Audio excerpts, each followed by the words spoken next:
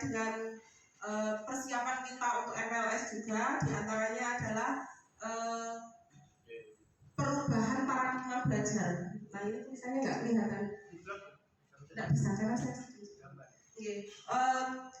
perubahan, namanya perubahan berarti apa yang kita lakukan selama ini bukan berarti itu sudah tidak relevan, itu enggak, tapi kita dituntut untuk mengikuti perkembangan zaman, termasuk belajar. Jadi belajar pun kita juga dituntut untuk berubah. Berubahnya apa?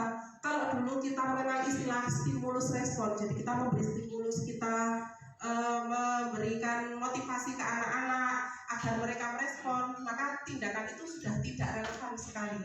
Jadi diharapkan sekarang kita menjadi berubah pandangan menjadi teori kontrol. Kita menggunakan teori kontrol bukan untuk mengontrol anak, bukan untuk menyuruh anak mau maju, bukan untuk menyuruh anak mau mengikuti kita, tapi kita memiliki pandangan bahwa hanya anak sendiri yang bisa mengontrol dirinya sendiri.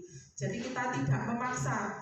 Kalau dulu kita menganggap bahwa setiap siswa itu kebutuhannya sama, maka untuk saat ini perkembangan zaman sekarang ini kebutuhan setiap anak itu beda-beda. Termasuk tadi kenapa harus ada tes diagnostik, karena memang beda-beda. Tidak semua siswa bisa kita jelaskan dengan ceramah terus. Tidak semua siswa harus. Di paradigma perubahan ini apa yang harus berubah? Yang harus berubah itu adalah tentang disiplin positif. Kita sering mendengar kata-kata disiplin. Anak-anak harus disiplin, menerapkan kedisiplinan. Tapi untuk saat ini harapannya disiplinnya itu adalah disiplin positif. Yang kedua adalah nanti saya akan menjelaskan tentang motivasi perilaku. Jadi semua yang dilakukan anak-anak itu ada motivasinya. Yang ketiga adalah kebutuhan dasar. Setiap anak, setiap manusia punya kebutuhan dasar yang ini yang harus dipenuhi. Jadi tidak sepihak dari guru saja. Jadi nanti harus jalan dua sisi. Yang selanjutnya adalah posisi kontrol. Kita itu ada di posisi mana? Kita sebagai guru itu tipe yang seperti apa? Kemudian nanti akan ada membuat keyakinan kelas. Bagaimana cara membuatnya? Tadi di kegiatan MPLS kita juga ada kegiatan membentuk keyakinan kelas. Nah selanjutnya ada segitiga restitusi. Yang pertama adalah disiplin positif. Namanya disiplin kita sudah familiar sekali. Disiplin itu adalah melakukan sesuai aturan. Tapi disiplin yang positif itu yang seperti apa? Yaitu bentuk belajar untuk mengontrol diri agar dapat mencapai suatu tujuan mulia. Intinya anak-anak itu melakukan sesuatu itu ada tujuannya. Tujuannya apa? Nah, tujuan mulia yang dimaksud adalah mengandung nilai kebajikan. Apa itu nilai kebajikan? Sebenarnya kita sudah sering dengar anak-anak jadi nurut, anak-anak jadi patuh, anak-anak itu bertakwa, dan itu nilai kebajikan universal. Tidak hanya di Indonesia, tapi seluruh dunia itu mengharapkan karakter yang intinya sama. Jadi makanya disebut nilai kebajikan universal. Kalau di Indonesia kita mengenalnya dengan istilah yang tertuang dalam profil pelajar Pancasila. Yang kedua tentang motivasi perilaku manusia. Setiap orang itu pasti ada alasan mengapa dia melakukan, mengapa tidak mau melakukan. Itu namanya motivasi. Nah, motivasi manusia itu ada 3. Yang pertama adalah motivasi menghindari ketidaknyamanan atau menghindari hukuman. Ben gak dihukum, aku nggak bisa sepatu, ben gak dihukum. Itu berarti dia punya motivasi pakai sepatu karena ada ketakutan akan hukuman.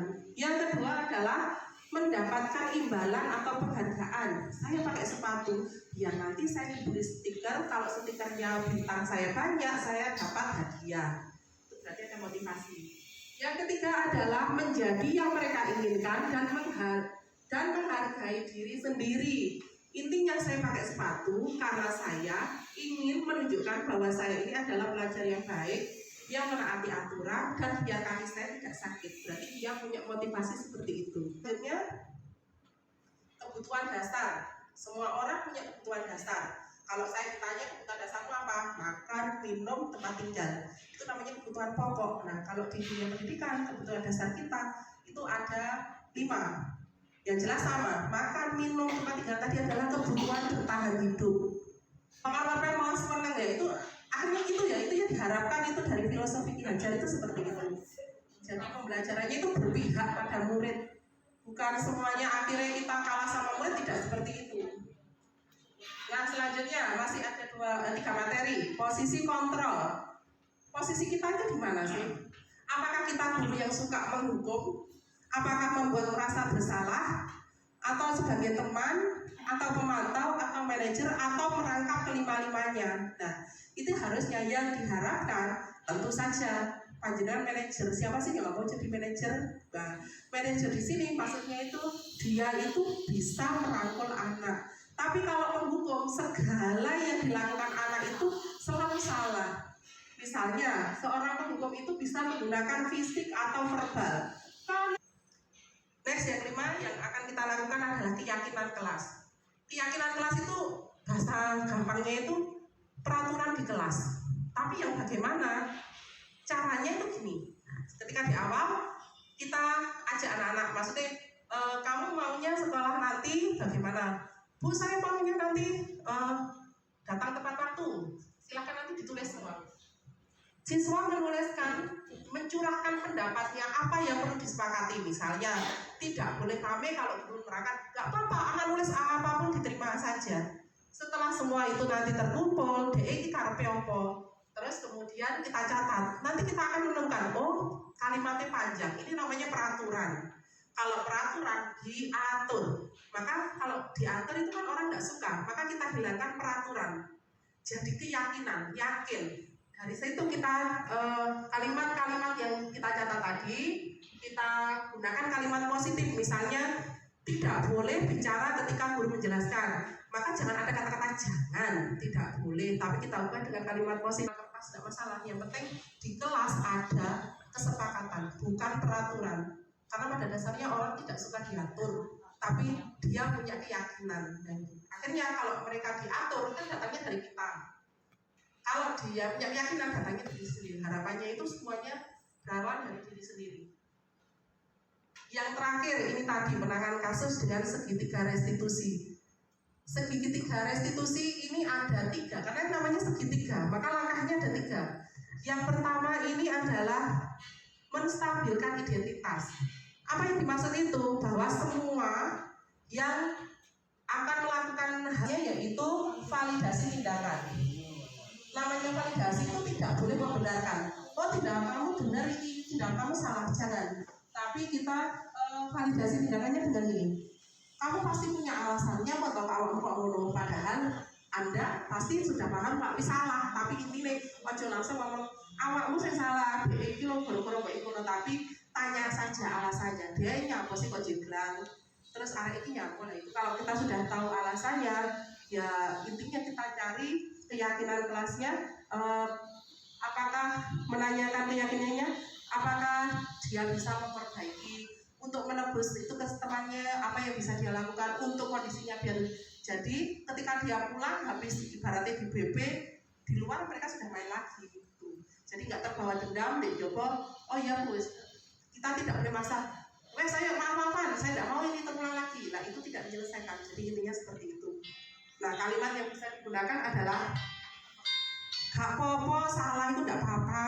Tidak ada manusia yang sempurna. Saya juga pernah melakukan kesalahan. Kita bisa menyelesaikan ini kok. Saya tidak tertarik mencari sopo sing benar, sopo sing salah, tapi kita cari solusinya. Kamu berhak kok merasa begitu, merasa paling apa itu berhak. Terus kemudian apakah kamu sekarang itu dengan kamu jadi jagoan itu menjadi teman bagi dirimu sendiri? Apa kamu pengen seperti itu? Jadi mereka distabilkan biar emosinya turun. Mungkin hanya itu yang bisa sampaikan, yang jelas itu bisa diterapkan untuk budaya positifnya mulai ke depannya di MPLS. Harapannya nanti mulai kelas 3 sampai kelas 6 sudah ada keyakinan kelasnya di kelasnya masing-masing. Tidak ada yang benar, tidak ada yang salah, semuanya sama-sama belajar. Yang penting ada perubahan di anak-anak. Oke, terima kasih, itu yang bisa saya sampaikan. Terima kasih kerjasamanya. Mohon maaf sudah menyita waktunya. Semoga hari ini bermanfaat. Wassalamualaikum warahmatullahi wabarakatuh.